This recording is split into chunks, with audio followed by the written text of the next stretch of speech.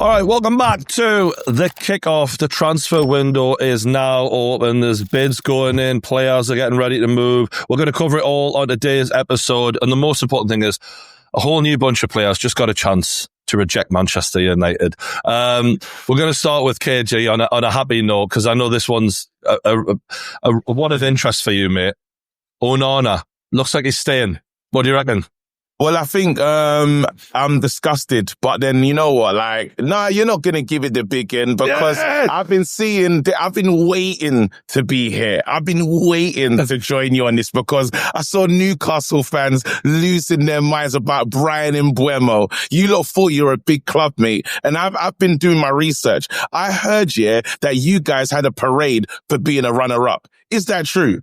Tell me it's not. Yes, Newcastle had a parade. Yes, a parade for being runners-up. Yeah. That is this. It was the fact that we got to Wembley, because we hadn't been to Wembley in a long time. Exactly. So don't ever give it the big end of the Royal United. I'll give it the big end. Do you know why? Because that's why players. No, it's not. Passion. It's a disgrace. That's like a boxer coming, welcome home with no belt. What the hell are you doing on that bus? It's an embarrassment, mate. I saw that and I said, hold on, is this the team? I had to enlarge the picture. And I said, wait, Jordy, Brian.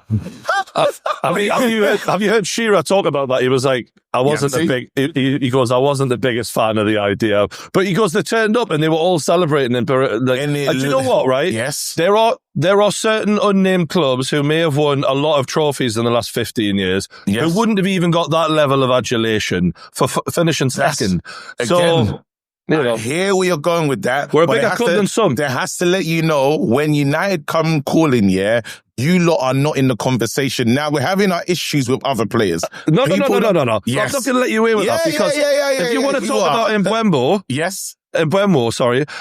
the kid is asking for high wages, and that does not fit our business model. No, we're a smart-run football club. No, we don't get players on 300 grand a week running down their contracts, taking the piss out of our football club. We're a proper football club, us. All right. We're not idiots. No, you're not. That's why we're not going to be held ransom. There's nothing proper about Newcastle United. We are proper. Do you want to know how proper we are? We're paying Alexander Isak 120 grand a week. He's one of the best strikers in the world. Smart business. That's what that is, right? You lot begging someone to take Sancho, begging someone to take Rashford. Yes, they can just take the piss out of you. No, that's not what we're fixing could never be my club. And no, yes, it could never be your club. I saw your club have a parade for no reason, mate. We had a parade for a cup this year. That's got someone won a trophy this year. 7. After how many years? How many years of waiting? How dare you lot? When it was beautiful. I saw the Geordies complaining, and I thought to myself, do they not realize that we're different? We're a bigger club. We are United. When they say United, they're talking about us, never you lot. Mate,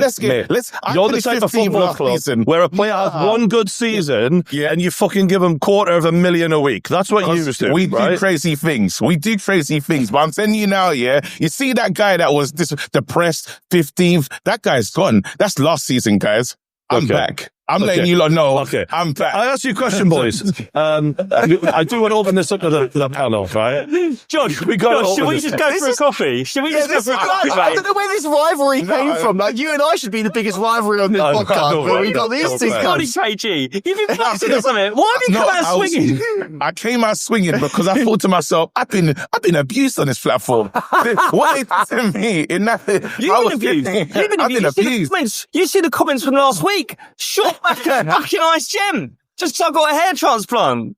You've been abused. I've got mental health problems. We should tell people. But before you bully Jacob, we actually did help Jacob get a hair transplant. We got connections. Biggest transfer of the summer, mate. Biggest transfer of the summer. Right. 2,000 of my head from the back to the front. Oh, still agreed. No, that's wicked. But I will say this on Onana though. I'm terrified, guys. What I need my club to do is bring in another goalkeeper, even that Martinez. Anyone where Onana's going to think, oh shit, I'm not going to play. And he'll move because he's got the arrogance to say, I should be number one. He walks around with that. Wait a minute. You saw how he acted when he was, when him and Matic got into that little back and forth. And then he put up a picture of the FA Cup. This guy is shameless. Like, we've seen that already. Well, we need him. The problem is, he's on high wages, and it kind of backs up my point earlier. Yeah. And the idea that he is going to accept lower wages, it feels unlikely because he's actually complaining about wanting a new contract early on in the summer, apparently. No, the issue is, unless he goes to Saudi, no club in their right mind would be mental enough to give him as much as he was originally on at Man United before he's dropped out the Champions League, which obviously reduces his wages slightly. And they've put a quote out saying that Ruben Amorim enjoys a warm working relationship. Oh, that's ridiculous. I love that because I was like, oh, he's in. He's still in. Nice. It is going to be hard to bring another goalkeeper. You know, I thought you were getting the Villa goalkeeper. What's going on there? I don't know what's going on because we've been, again, that Ter Stegen's is holding his feet because I think Juan Garcia is going to Barcelona and he's not a number 2 of any, he can't be on the bench. So somebody's have to go in for him. So I think we're waiting for the dominoes to fall really, but I know Emmy is high on our list apparently. But but you know what's the biggest issue that we're having is we can't get rid of players. We can't get rid of any, like, the people want to come and buy Garnacho, but Garnacho wants to stay in the Premier League.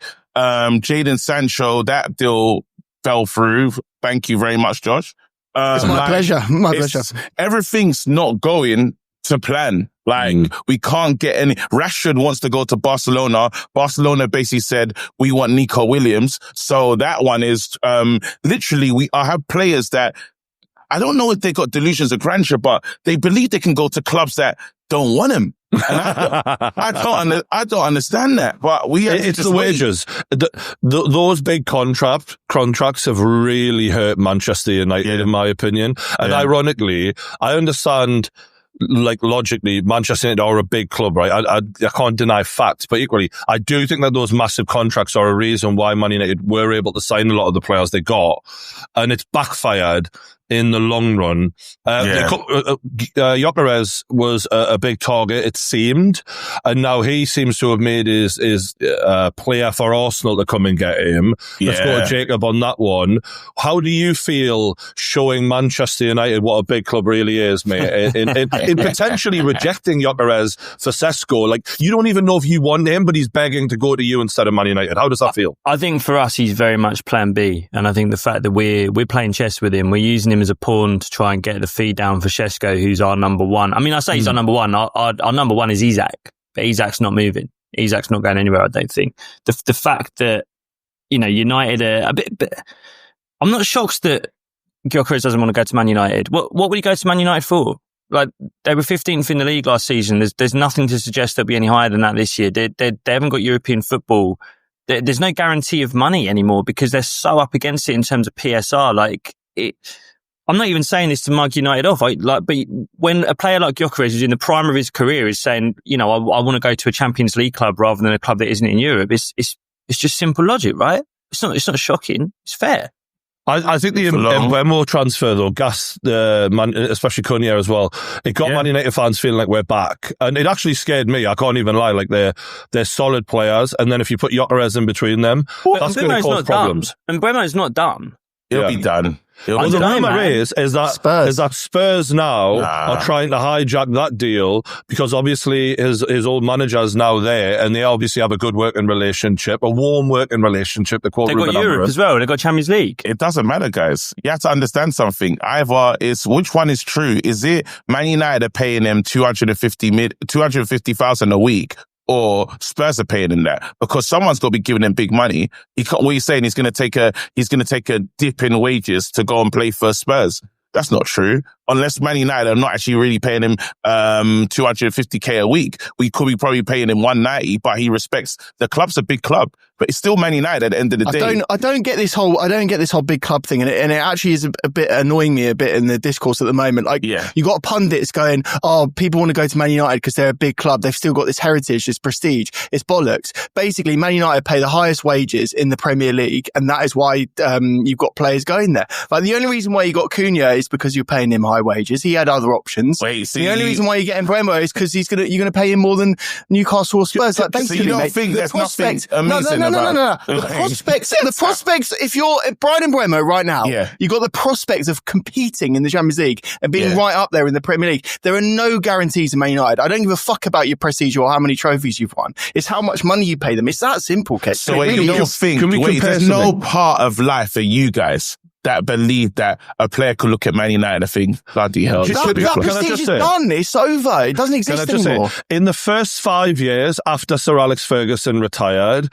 absolutely, there was still the allure that when Paul Pogba showed up at Man United and fucking, Stormzy did that video, there was a feeling of there's still a force here and there's still, they still have that attraction. I feel like that's so dead and buried. And do you know what? Last season especially put the full stop on it. Like everything that Man United used to be crumbled last season, and losing to Spurs in a cup final really put the full stop on that for me. So I do think that the allure of Man United's gone. I think that playing in that old broken down stadium, and I just don't think that it's as special as it once was. And now players are there's a lot less emotion in the game as well. Like I feel like emotion was something in the 90s, the 2000s. People want to just win trophies, and even Trent fucking off his hometown club. Like players aren't the way they used to be, in my opinion. So, and now a word from our sponsors. A lot of you are going away this summer, and the thing you have forgotten about is what do we watch when we get there? And if you want to keep up to date with your favourite binge-worthy TV show, or the latest documentary on Netflix, or even the Club World Cup, you're gonna need a VPN. And that is why you need Surfshark, the best VPN in the business. You can watch whatever you want, wherever you are in the world. And that's not all you get with Surfshark. They also take care of your privacy. Your whole online activity stays encrypted, so you can browse privately, you can block ads, and virtually travel the world in one click. It's super easy to use. If you're on your laptop, you can use the Chrome extension, and with one click of a button, you're back in the UK virtually, and you're watching your favourite TV shows. You can also use it on your phone, and the great thing about it is, with one subscription, you can cover all of your devices. And Surfshark also give you great security. If you're on a public network and you want to log in to see a bank, for example, Surfshark will mask your IP and make sure all your traffic is encrypted, so your personal info stays just that, personal to you. I use Surfshark every single day, and I cannot recommend them highly enough. And right now is the time to sign up, because they have a mega deal on,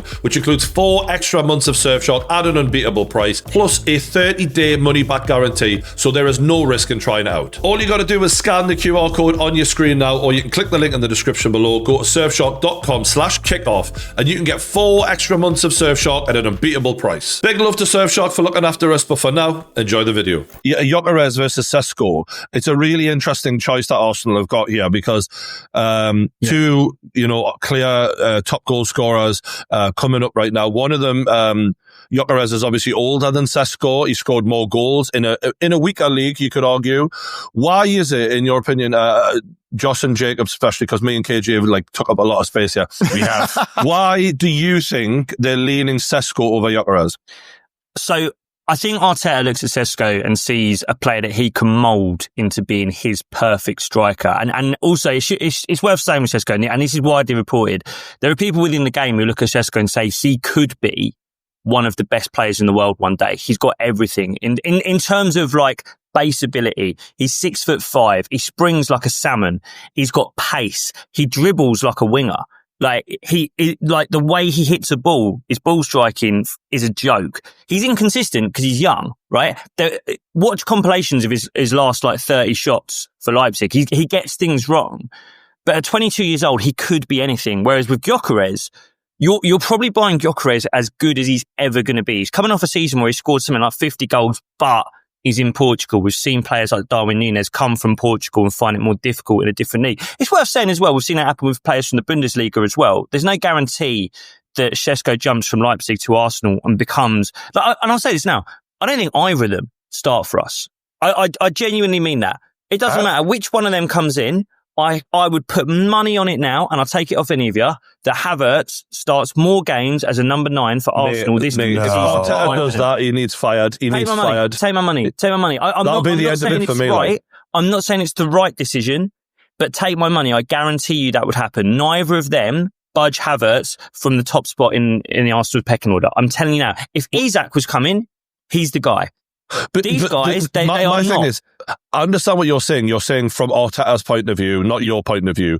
But for me, you've tried to win the league with Havertz as a striker, and it didn't work. And since that season, Havertz has got noticeably worse, in my opinion. I don't think he's got worse. I think he's got injured.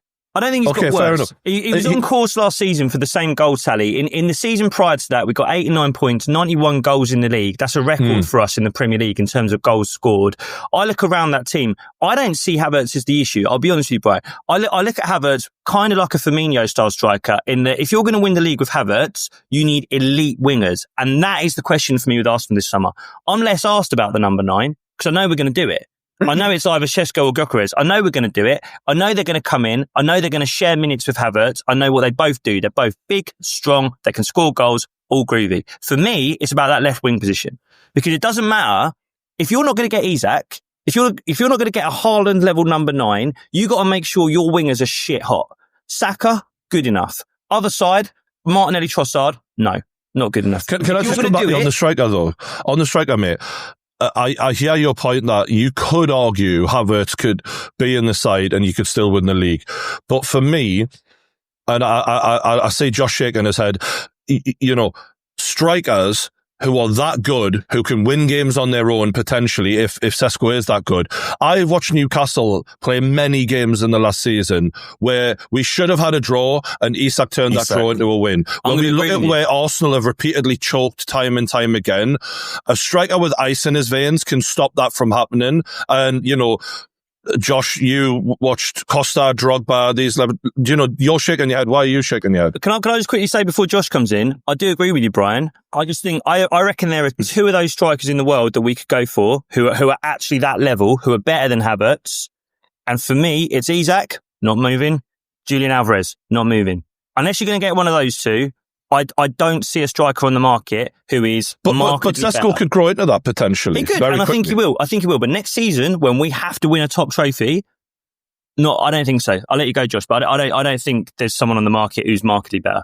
What is mad about the Havertz thing, and bear in mind, you know, I've done my time with Kai Havertz, is that I do think if you go back to his Leverkusen days, I think his best position is actually number 10. And so I feel that more Arsenal fans should be having a conversation about whether it's Odegaard or Havertz in the team and how they play together. I think if you've got a Šeško with a Havertz off of them, that's where I'm a little bit more scared, because basically what you do is you go into the 4-4-2 shape, you press with both of those boys up top, and you can actually break up things and they can win the ball high up. I do think a Havertz in behind a Šeško is more potent than an Odegaard, but I know Arsenal fans have had their moments with Odegaard recently. But look, that scares me a lot more. The fact that Arsenal are putting themselves in a thing where they're doing mental gymnastics to say they don't need a striker and they don't need an out-and-out number 9 to come in and replace Kai Havertz, it scares me for Arsenal. So who is it? If you go into another season... Who could come in, Josh, who's better than Havertz? Watkins. To be honest with you, mate, there's fucking loads of options. Like, you got Osimhen literally waiting to go and have a move right now. Like, come on, the Osimhen thing. Come on. Mate, he's desperate to... Is Watkins not better than him? And no one's doing it. Watkins is a good shout, you know. Watkins is better Watkins a lot. Mate, trust me, I've been consistent on Watkins. I would pick Watkins over Šeško or Gyökeres. But I still don't think, in the way we play football, he immediately comes in and makes us better. When you look at those pure 9s, right? Those guys who aren't doing the hold-up play, who aren't facilitating for the wingers. I've watched us play with those, and what happens is Saka and Martinelli stop scoring goals. The way we play football, it is about letting those wingers score. We do everything we can to get those wingers space. I'm telling you, it's more about the left winger than the striker. There isn't a striker out there who allows us to play our football, who scores more goals than Havertz, that we could buy. If Isak's available, I think we should be doing it. He's not. But then I don't understand the one thing with Arsenal though, because was your sporting director still there when you put in a bid for Watkins at the end of the January transfer window? Because we didn't have a sporting director. So you lot went in for this guy. I don't know why he wouldn't go back. If you lot have done the data, everyone's done the research at Arsenal. Surely Watkins is still your man. I don't understand. We got to remember, Šeško was our man the year prior. Šeško was our man last summer, and this is what disappoints me a little bit about this summer. Is so far we've targeted Šeško, we've gone for Nico Williams, who's been telling us for a year and a half he doesn't want to come to us, he wants to go to Barcelona, and we're still trying to tie up Zubimendi. If everything goes perfectly to plan, we'll have just about finished our 2024 summer transfer window by the end of summer 2025. That is, like, we're still going for the same guys. That's why for me it's all about left wing, and I want Rodrigo. I want to do the big move and get Rodrigo out of Real Madrid, because that for me is what changes things for Arsenal. Rodrigo is playing everyone in the Premier League. The boy does not want to move. He's going to stay at Real Madrid. He's doing it for a contract extension. The fact that we're talking about all these Spanish players that obviously want to stay or they want to get big moves to another big Spanish team, they honestly are just taking Premier League clubs for a laugh. Do you think that's Nico Williams included? This is exactly. Nico Williams has been playing every single Premier League team, and that he's been flirting, sending DMs to every Premier League team, trying to sort of flutter his eyelashes to go, oh, I might be interested if you offer me 300 grand a week. He doesn't want to do that. He wants to go to Barcelona. And the quicker that we all move on from Rodrigo and Williams, the better, because you just need to sign someone that actually wants to come. Well, and he's not going to be on huge wages. You're not going to pay 300 grand a week for a left winger. You're not. Just to move.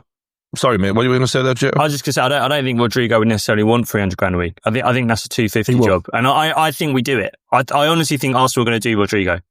No way. Wow. Okay. Manchester United, back to their striker situation, because obviously it looks like Gyökeres is trying to move to Arsenal. If that fails, maybe he will end up at Man United, which is going to be awkward for him. The other players who are in the running to become America's next, Manchester United's next top model, are Osimhen, Ekitike, any of those light your fire, KJ? Absolutely. You don't know how shameless I'd be if we sign a Nigerian striker in the likes of Osimhen. I would be, you lot couldn't even, there's nothing. You remember when I wasn't having when you're telling me about Ten Hag and how rubbish he was, and I was fighting it to the bitter end? We remember. I'm telling you now, if we signed Osimhen, don't bring me back to the show, because he could have a stinker, and I'm going to tell you, it was all right. It's going to be like how you love Mikhailo Mudryk. Yeah. There's players that you just say, you know what? Is Josh Ukrainian, by the way? Is that what that is? Yeah. Josh family. I need some right now, lads. I'll tell you that for sure. But yeah, I don't know if we'll get Osimhen. I think that whole wage, if you can't agree a deal with Saudi on wages, bloody hell, mate. We ain't got the money. So, Jim, there's not enough barbecues that we could have to bring him to the club. Like, the wage demands are strange, because the fee isn't that high. A reported fee of 60 odd million, and the wage demands 350 grand a week. He just wants secure. He wants money after tax. He wants 250 guaranteed. Don't we fucking all though? Come on. Yeah. This is, I mean this with Osimhen. I watch him. I watch clips of him. I'm like, Jesus Christ, this is the guy. Like, how is everyone not just tripping over themselves for this guy? And then window in, window out, you see a few links, but no one moves for him. And I can't tell what it is. Is it his people? Has he got like weird it's around him? It's the money. So for some strange reason, he says the tax and he says the bonuses as well, right? So he's like, I don't want it to be performance incentives. I want this money guaranteed. Someone get him a fucking accountant, man. I know accountants who can help him with that. Don't worry about that. The money, by the way, the money that he was on at Galatasaray is mad. Have you heard about how much they're paying Leroy Sané, by the way? It's like 290 grand a week. Yeah, it's incredible. That might be why they want to go for Ekitike, because his current wage apparently is like 60 grand a week or something like that. He's mustard. He's going to cost 100 though. He's going to cost 100. I love Man United. 63 million, they said today. Yeah. No way. I love how Man United fans always go, I've heard he's a United fan. Again, he likes money, just to be clear. Now, the funny thing about Ekitike is, before we signed Isak, early on, when Eddie Howe came to us, he was trying everything he could to get this guy, and obviously he went to PSG instead of us. But it just reinforces my belief in Eddie's talent ID, like, because he sees these things years before they happen. I do like him, and I am starting to worry about Man United, because I do think they're going to get a decent striker, because there's a few there that you can get, and someone's gonna be, it's a bit like musical chairs, Man United. Like, no one really wants to go there, for being honest. They'd want to go to a Champions League club, but they're the only non-Champions League club that can cough up big money still somehow. I mean, what do you think about Ekitike? Shall we predict who Man United are going to get? Because I'm going to put my stall out now. I reckon Gyökeres is the one that they end up getting. It feels likely, doesn't it? I just feel that the manager will put in a word, they'll make the deal happen, Sporting will lower their sort of transfer fee demands, and then that will just be done. Ekitike, regardless of what KG says, he's going to cost £100 million, and then the wages will be too much for Osimhen. So that's what I'm going for. I need Arsenal to maneuver. If Arsenal make the move, we know what we're doing. But because Arsenal are wasting time, we still have to get busy. We need our players ready for pre-season. So I'm not saying that the Ekitike one, when I heard the money today, 63 million. Rotten, man. As if you're waiting for us. He needs to, because he wants to play for Arsenal. Someone has to close the door on him. Someone has to say, Sesto's in now, Gyökeres, what the hell are you doing? We're still waiting. And we're shameless enough because we finished 15th to say, we don't mind. Come on in. We'll look after you. That's what we're going to have to do. We have to be that way, but we need Arsenal to make a move on their striker so we know where we're going. It's a disgrace, but it's just where we are. The thing with United for me, I think they're looking at some really interesting forward options, but that's kind of not been, I don't want to say it's not been the problem, because I do think you need to score more goals, but it's the way you concede chances and the way you concede goals that like, if I felt like United were going to be stable next year in terms of their midfield and their defence, and that they had proper wing backs that suited Amarim's system, I think I'd be more worried. I kind of know that Bruno's going to score goals for you. Do you know what I mean? I know that if you reintegrated Rashford, he'd get a few goals.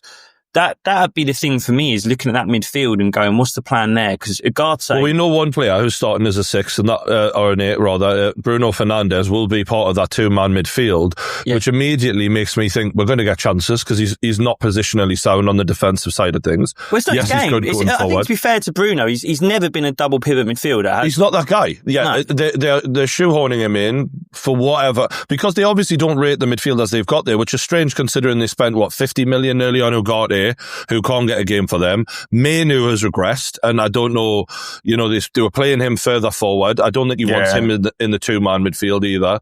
I think they definitely need... the goals, though, if we add in Mbeumo, with Cunha and Mbeumo and a Gyökeres, that's dangerous. That's a great front three. It's a great front three, but it's all skirt and no knickers, KG. Like who's stopping the ball going in the net? Like, I just...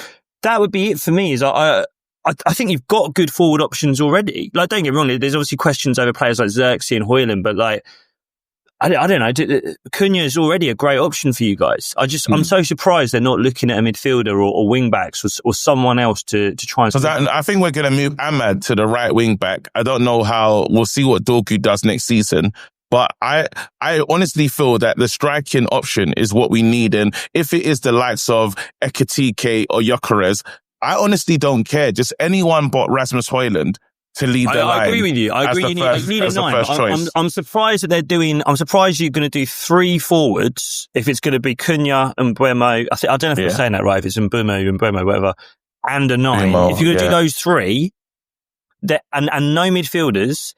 And then also, it's like, what the fuck are you going to do with Højlund? Where does Xerxes go? Oh, mate. Xerxes staying. Where are you going to send him? I think Xerxes will stay, but Højlund, they'll be begging someone to show interest in him. One player I want to talk about who signed for Chelsea already, Liam Delap, played last night, impressed a lot. Newcastle were keen on him, but... I think Chelsea obviously have more money than us, clearly, because they've been selling hotels. It's like fucking Monopoly over there. And also one of the main reasons was he wanted to be a first-team starter. I don't know if that's what he's going to get at Chelsea, because they're still interested in a lot of players. Josh, what do you make of the kid and just generally the transfer window for Chelsea right now?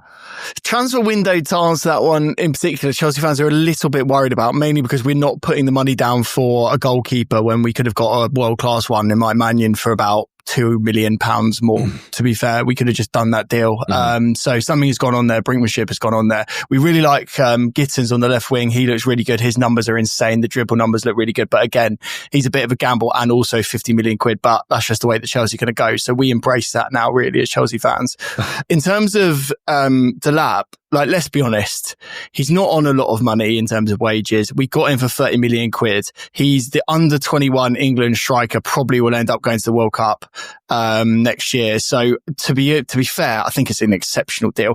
And also it gives us another option. Like, we saw, this was brilliant last night, because we saw both of the strikers play. We saw Nicholas Jackson, and then we saw Liam Delap, and it's they play very differently. Do you know what I mean? Like, Jackson wants to run in behind. He's the guy that sort of has the pace and can sort of, do what he does, but he misses loads of chances. Whereas Liam Delap's he's just a bully. He just will push. The first thing he did was push a defender to the ground. Nearly got a booking forward, but that's what we kind of need.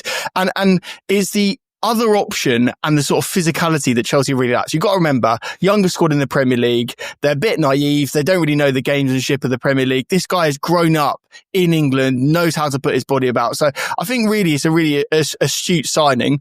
Whether he's going to be the out and out number 9, obviously they've given him the number 9 shirt, which means a lot. I don't know, but I kind of like that in a weird way. I kind of want every single position to be challenged and be quite aggressively sort of like fought for. And this is why, like, for example, Petrovic, a lot of Chelsea fans really wanted Petrovic to start, but he's not, because he doesn't want to fight for the goalkeeper number 1 position. He wants to be the out and out number 1. And if you're not willing to have a fight, then what's the point of keeping them? But yeah, overall, the transfer window hasn't gone the way that Chelsea fans want to, but let's be honest, it's only just started. So we'll see how it goes. What's it going to take? What's it going to take for... Where's all this come from? This whole, like, the transfer window isn't going as... It's 17th of June. Literally, yeah. Mate, yeah. we used to say until July, it's not really open. Do you know what I mean? What? So true. I think it's because of how City and Liverpool... Yeah. No, City, Liverpool and Man United have all started aggressively, and the other clubs are feeling like, well, what the fuck are we doing? They've started aggressively, but they've had to pay. They've had to pay for that, though. Yeah, let's break it down, though. Verts isn't actually done. Like, do you know, we've all seen 1,000 tweets from Fabrizio Romano saying it's coming, but it's not done, right? So let's take that one off the table. United have activated a release clause for Cunha, who's wanted out since January. Okay, fair. We can all activate a release clause as Chelsea did with Delap. City, don't compare yourselves to City. They're a golf and they'll do whatever they want, right? They can buy. How the fuck is City still spending, by the way? Can we just have a fucking conversation about because that? The rules we still haven't had a fucking verdict on their bloody charges. And it's just a joke. If you're playing by the rules now, you're the mug. I'm sorry, the way this has gone is you're the mug. There's only 2 clubs actually being affected by PSR, and it's Newcastle and Villa, basically. We're the only ones being stopped by it. It doesn't seem to impact anyone else. It's mental. But the thing is, you look around the league, no one has actually done anything. Like, yeah, City have gone mad. Chelsea and United have done a release clause each. That's Liverpool, though, don't what that. So wait, hold on. None of them are done, KG. The deals are. Frimpong's the one's done. Frimpong's done, fair, but Kirkes and Verts, they're going on it, and they're going to get done. But the players are on holiday. The question about Verts, though, the kid's obviously expensive, right? We're talking a Premier League record. That Coutinho money is really stretching now. And I love saying that all over Twitter. It's fucking hilarious when people do a list of all the players Liverpool have signed and that. But look, he's obviously a top-class player. My only worry is not that he's not going to be a good footballer, but it's almost like there's a curse around. When you look at the top 15 signings in Premier League history, the amount of flops is absolutely insane. Mental. And I mean, there's some, repeat offenders in Man United, for example, but still, you are taking a massive gamble when you're putting 3 good signings worth of player into one player. Like, he has to be unbelievable. We do expect him to be good. How frightened are you of this upgrade for Liverpool? To be fair, right, the fact that every big club in the entire world wanted this guy, he obviously is a quality player.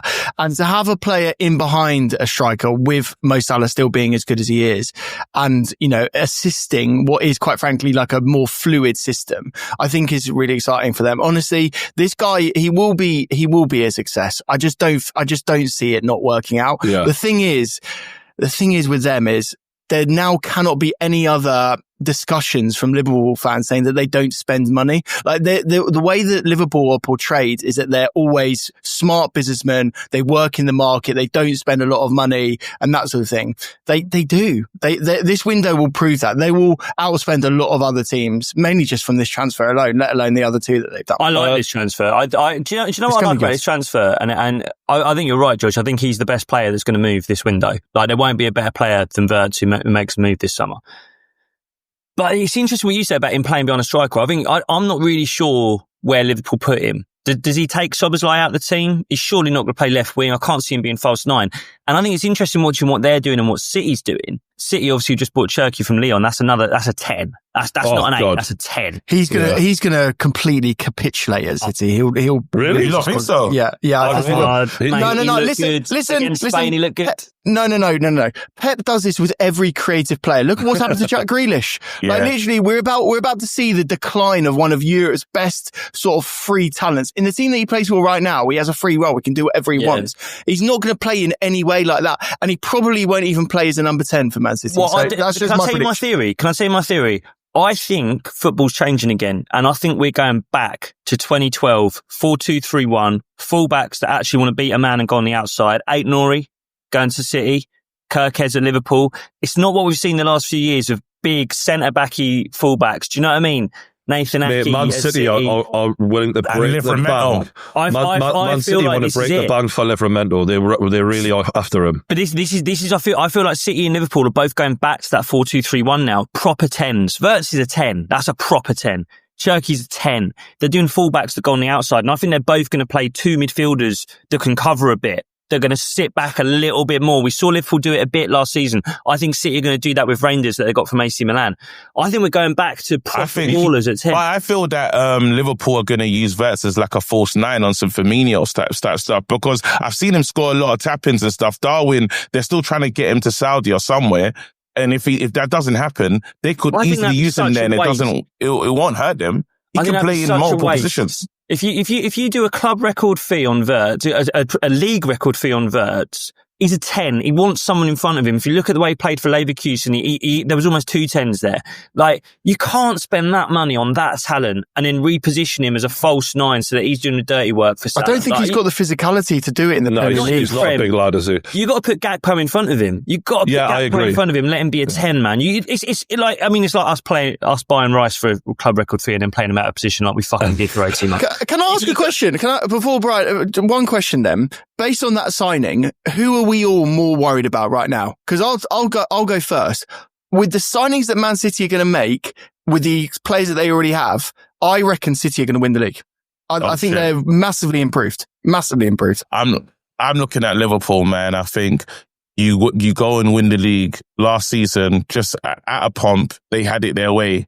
You've added someone better with extra play, with Frimpong and stuff. They're going to be fine. I feel like it's open though, lads. I feel like it's open because there's a thing about Man City where, yes, they've signed some incredible talent, and I just don't know if Pep Guardiola mentally is the person he used to be. I feel like we're watching him go through something that we've seen Jurgen Klopp go through. We've seen it even more so with Jose Mourinho. He just doesn't look like a happy person anymore. And I think when your heart is, you've given so much to the game of management, and you're just trying to raise these lads up for every game for that long, you run out of steam eventually. And I don't know if he's going to still have it next season. Fair enough if he does. But what he's done to counterbalance that is all new faces. So he's going to change the whole feeling of that squad one way need to win. I'm going to just say he's also changed the coaching. Yeah, I don't know if you're saying he brought in Klopp's right-hand man. And there you go. Which is interesting because the Klopp's right-hand man, the guy who's come in, a lot of people at Liverpool said he was the one behind that press. He was the one really pushing those players to run through brick walls. And then they've bought players who... they don't scream that. Do you know what I mean? Yeah. Cherki, he's not like that. That's the question over Cherki that a lot of people have had is, does he do enough off the ball?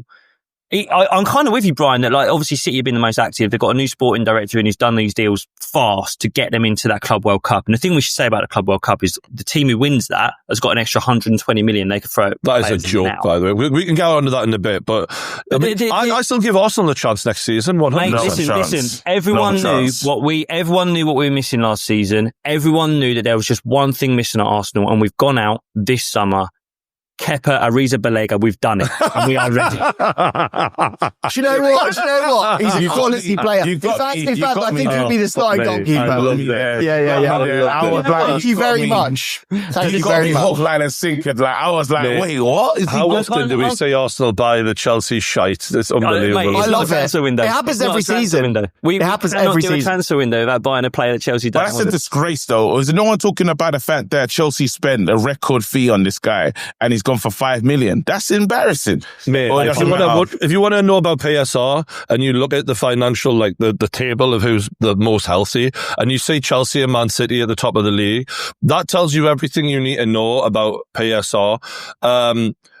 Just on the point Jacob was making before about the 4-2-3-1 becoming more popular again, Newcastle are trying to sign João Pedro for I think for a number 10 role, so that he can play in front of a two-man midfield and give us a different dynamic, because right now Newcastle are so predictable. It is the same thing week in, week out. And we see when Joe Linton got injured at the end of last season, we fell to bits. I mean, it was terrible. So we do need another option and someone who can throw in and cause problems, and we're not just relying on Alexander Isak. Another player we're getting linked with is Elanga, because Mbeumo isn't going to come. We're looking at Elanga. Personally, I think that is a very Eddie Howe signing. I think he could level him up even more than what he's already done great things at Nottingham Forest. I mean, that goal he scored against Man United was ridiculous. He's rapidly quick. Yeah. And obviously, as much as Murphy's stats last season were good and he's definitely proved himself to be a valuable squad player, I think Elanga's a far better footballer. And Elanga having that Swedish connection with Isak, that excites me a bit too. Or Garnacho as well. There's again these. I don't think we're interested in Garnacho, and I think it's his attitude. I think it's because I actually wouldn't mind signing him, because I believe Eddie he's good, you know. But his attitude is scaring people away, mate. And one thing I am worried about for Newcastle is Luis Diaz getting linked with a move away from Liverpool. The natural replacement, they already had a deal agreed with us last summer because of our PSR problem. Oh, shit. Anthony Gordon going back to his boyhood favourite club, Liverpool, could easily happen. So that's the one that I'm thinking, if we do lose anyone, it's possibly Anthony Gordon. What do you make of that? Those signings and outgoings potentially at Newcastle, lads? I think that's exciting. I mean, we've been looking at that right wing position for Newcastle for a year now, and Murphy last year, by the way, like he had a really good season. I think unbelievable. You could look at that right wing spot and say, imagine how good they'd be if they had a top player there. And I think Elanga is. I thought Elanga was one of the best wingers in the league last season. I thought he was a big part of why Forest nearly got Champions League football. He's so young as well. I didn't realise how young he is. He's only 23, isn't he? Yeah. What about João Pedro? Because obviously he's a Brighton player. He's played well for them. As a Chelsea Academy player, maybe I should, just say that. Look, we were in for him as well. What I really like about the João Pedro option for you is that he could play up front as well. So if Isak gets injured throughout the season, you need a proper backup. Correct me if I'm wrong, Wilson has now officially left. So this is the thing that's got Newcastle fans really worried about the transfer window. Last season was the first time that Callum Wilson didn't register a Premier League goal since playing in the Premier League. And it's hard to say this because he is one of my favourite all-time Newcastle goal scorers. Like, there was a time where we had Steve Bruce and he carried the club and we would have been relegated without him. Like, I'll never speak badly about him, but you have to look at the way his body is holding up and accept that he's not made from metal. Like, the guy is human and his body is just declining. And last season, it's frustrating, right? Because we've got the young kid, Osula. Yeah. And now he's playing in the under-21 Euro tournament now, and in 2 games, he scored 3 goals and got 1 assist, and he wasn't even on the pitch the full 90 for both games, right? He's big. He's in the same profile as Isak. He's just not, can he ever be as good as Isak? We highly doubt it, but he's got the height, he's got the speed, he's electric, right? He's got something about him. And the amount of times we've seen Wilson get game time over him last season, we were screaming out why. It's looking even worse now. We're saying what we're saying, and we're going to offer Callum Wilson a new contract, it's got the Newcastle fans going mental, which is a shame because we want to appreciate the guy. We don't want to criticize him, but it beggars belief why we would be doing that at this point. It worries us. Should we talk about the World Cup, the Club World Cup? I want to know, lads, what do you make of this tournament? Like, is there prestige there, or is it just a money tournament? To me, this is like Mad Max, end of the world, dystopian football. Empty stadiums, fans don't care, players don't care. You're watching Auckland fly around the planet to get spanked by Bayern Munich for what? It's literally someone for £1 billion. Apparently, it's £1 billion of prize money in total. There you go. Someone's put a load of money on a table and gone, "Do you want this?" And as fans, we've gone, "Not really." DAZN have gone, I guess we'll take it, seeing as no other broadcaster want it. The players aren't asked. The managers are doing it because they all want an extra 120 million in the window. And I get that people might be saying, oh, well, look, I support a team, I don't know, like Boca Juniors, like Auckland. I want to see my team against the best clubs.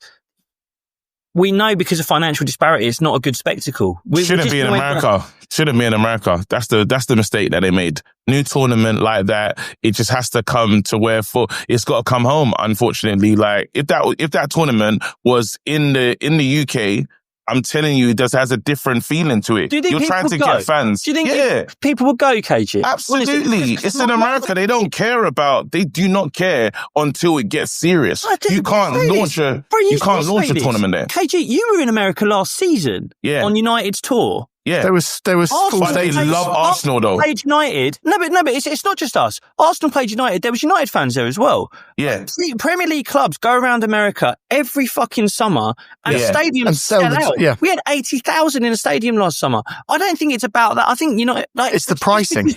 It's the tournament is fucked. It doesn't make any sense. Yeah. Like no one knows what it is. No, but FIFA are charging crazy money for the tickets as well, and also they're putting games on at 3:00 in a nation that doesn't allow annual leave or any time off. Like the decisions of FIFA have impacted the attendances.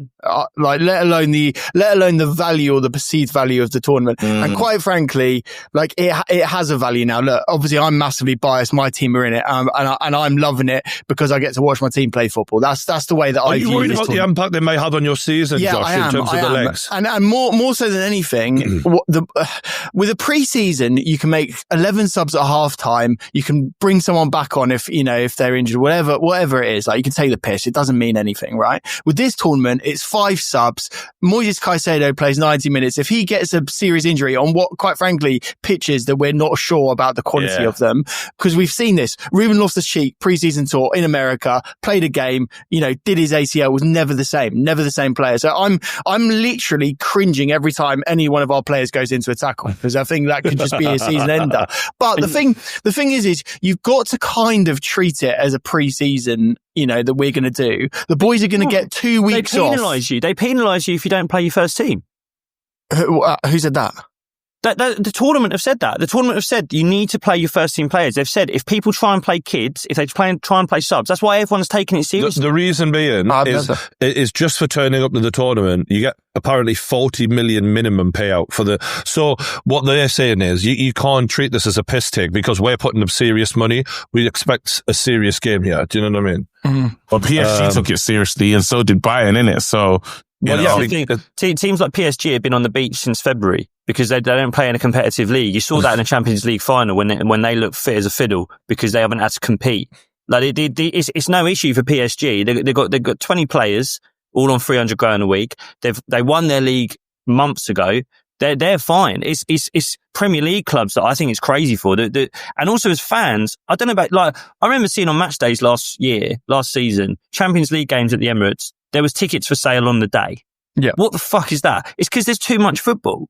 There's just too much. They've overdone it now. What's mad is that the next tournament, I think, is going to have 12 more teams. It's going to increase significantly, right? We got the Super League basically, and the thing about this is what is I suppose the saddest thing in my head is if you're then in it, so say then Arsenal qualify or Liverpool qualify, then you've got 2 more clubs implicit in the tournament. You've got 2 more fan bases that are saying, yeah, this is a really good thing. Because quite frankly, I'm enjoying it because I get to see my team play more. Like that's as simple as it is. And if your team were in it, you'd care about it because quite frankly, it can change the football club. And this is the problem with it.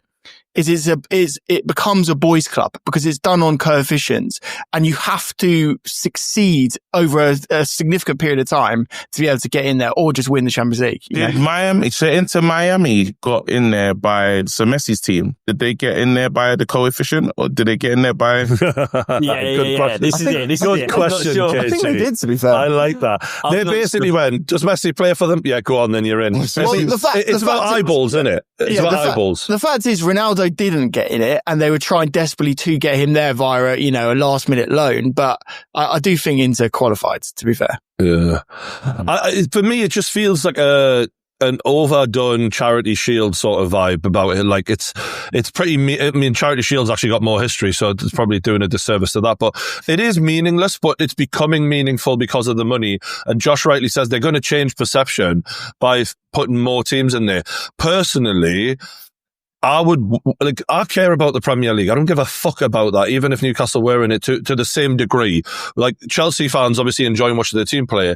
But if it's to the detriment of your Premier League campaign and Chelsea starts slow next season or they start with major injuries, I wonder how people will feel about it then. It's going to start to mean something. Yeah. It's going to start to mean something because the Saudi teams could never get involved. Like they secured all these great players and they're like, well, what do we do with them? It's like having amazing toys and no one can see them, you know? So now they have a situation where this thing is going to take over. Like 5 years from now, this is the tournament that probably all our clubs are going to want to win, which is going to be probably a shame, but it's just where it's going. You're getting the best.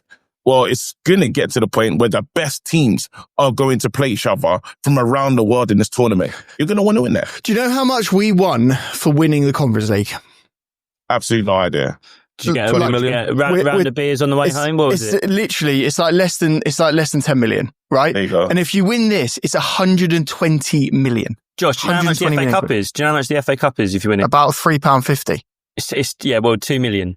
Yeah. This is it. Prize money in outside of like Champions League and Premier League is nothing. The outlook of football is going to change. Like there's a slow sort of like evaporation of past history and the importance of tournaments. Like the League Cup right now let's be honest, is a glorified pre-season friendly for the top teams. Don't say that to Jordi. It is though. It doesn't mean a lot. It means a lot to people that don't win trophies, but it doesn't mean a lot. Oh, that's how it doesn't. That's how I thought it means. Right, doesn't mean a lot. Can I just say to the top teams, which I think Liverpool and Arsenal qualified as two of the top teams. And United. I seem to remember Liverpool and Arsenal in 2 games playing their first teams against Newcastle before we won it. So just saying, thank you very much. Who else did we beat on the way there? Did we beat your team? No, in all fairness, Chelsea actually did rest their players. Chelsea were the only team, because we played Nottingham Forest after Chelsea, or before rather. Chelsea were the only team that didn't give a fuck. And but fair play to them. Like, it's hard to tell with Chelsea because they've got about 7 players now, and they're all shit. So I'm trying to tell when was the last time you won it, for fuck's sake? Is this their second team? That's true. When was the last time you won it? Or who's been rested? I don't get it. And just to go back to that point that Josh made earlier, do you remember when Mason Mount's dad was getting around Old Trafford and he's like, son, we made it.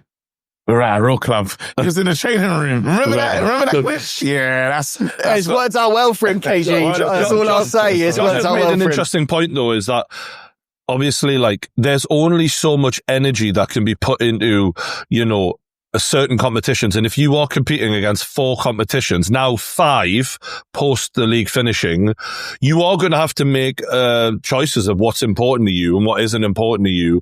And if you are competing in the Champions League and this Club World Cup now, how the fuck can you give 2 shits about the League Cup and the FA Cup when the money isn't worth trying? It isn't worth the sacrifice. But let's be fair. For me, in my head as a Chelsea fan, you guys do this for your own clubs, but it's Premier League, Champions League. I would go Club World Cup, FA Cup, League Cup. And I would do it in that order. No, that's the importance to me. Yeah, but you're talking like an accountant, Josh. Like it's not about that. No, but mate, if I win the Club World Cup, I get better players. If I win the FA Cup, I get a trophy. 60 players. You don't need more players. We do. Like the teams that are going to win the Club World Cup have got enough money. So as if City are going to win the Club World Cup and go, oh, finally 100 million quid. We've not been able to spend the last few years. As if PSG are going to win it and go, oh, we can finally give someone a big contract. They've got money. Like, you can't spend it though until you get the money in. You can't spend it. The money doesn't exist, Jacob. The money doesn't exist. PSR. If you don't have the money in your accounts, if you don't win things, if you don't get income, the amount of money. Look, ask Brian. Ask Brian how much money he's got to spend. Brian, what was the best day in your Newcastle sporting life over the last 10 years? Oh, yeah. Was it when you were good with PSR? Was it when your accounts were balanced? Or was it when you went to Jacob, they could win the league. They could go and win the league. If they get more income, they could go and win the league. They could have an even better day than winning the the Red Cartel won't have it. Red Cartel won't have it. Isn't that right, KG? We're not letting them have it. We're not having it. No, not at all, mate. Brian, let's be honest. You want more. You want more than that. You don't just want to end it now with a League Cup. You don't want to wait another 40 years with just one trophy. You want to win more. I always thought the Premier League was my all-time dream, but after we won the Cup final, I realised it's the Champions League final. There you go. That would be the biggest moment for me, especially just because you win it on the day and you don't know and you find out right there. There's such a thrill about that moment. Whereas, like the way Liverpool won the league, it was admirable. But you can't tell me that the way they felt was anything in comparison to the way we felt on the day that we won the. And that's, I don't want to piss Liverpool fans off. Those tournaments, I don't love the Carabao because it feels like a waste of time and it exhausts the players and it feels a bit much. But the FA Cup, it does. When you don't win it, it does. That's a beautiful cup. But you can't put a Club World Cup over the FA Cup. It's going to be. FA Cup. It's going to be. But he's right though. The point is the clubs are going to be told. For example, a manager is going to be told by his chairman, "Sorry, mate, but these FA Cup and the League Cup mean nothing compared to that Club World Cup." Jacob, take the money out of it. Jacob, take the money out of it for a second. Would you, as an Arsenal fan, want to say we are champions of the world? You can't say that if you win a Club World Cup. Mate, not only can you say it, Jacob, you will get a badge for the next 4 years. Are you wearing your kit? Yeah, it's embarrassing, John. No one thinks they'd rather be they'd rather be second place champions of the world. If they could finish second and get a badge for it. I think of the day. Now you're talking to him. It's like what Brian's saying though. You win the FA Cup. Yeah, you're dancing around Wembley. You fucking dance down Wembley Way en route to Trafalgar Square. You swim down a fountain of piss through Trafalgar Square before getting a train home, and you wake up on Tuesday morning late for work, feeling great about life. What does winning the Club World Cup look like? Sat awake at 3 a.m. watching your team in Miami beating Boca Juniors and then checking your accounts. Like what is that? Like you get what it looks like is coming back and just being able to say we've completed it all, champions of the world. That's what it looks like. Genuinely, I already know that's what you want to say. If we win the Club World Cup, it will literally be we have completed football again, and it will just be. You lot can't win it. You lot can't win it now. There's no way. I don't even know why you're in it. I don't know what they won a Champions League 5 years ago with players that don't play for them anymore, and now they're in a Club World Cup. The reason you won that Champions League is fucking Kai Havertz, who you sit here slagging off every week. What a player. Mate, it wasn't just Kai Havertz, it was that decoy run by Werner as well. You got to give him that as well. You got to give him that. And it was the pass from Mason Mount as well. Fuck me. All right, we're going to wrap it there. We'll find out if the Club World Cup ever does become respected by the rest of football who aren't in it right now. Let us know what you thought about it in the comments below. Don't forget to follow the lads on social media. Hit the like button and subscribe. We'll see you next one.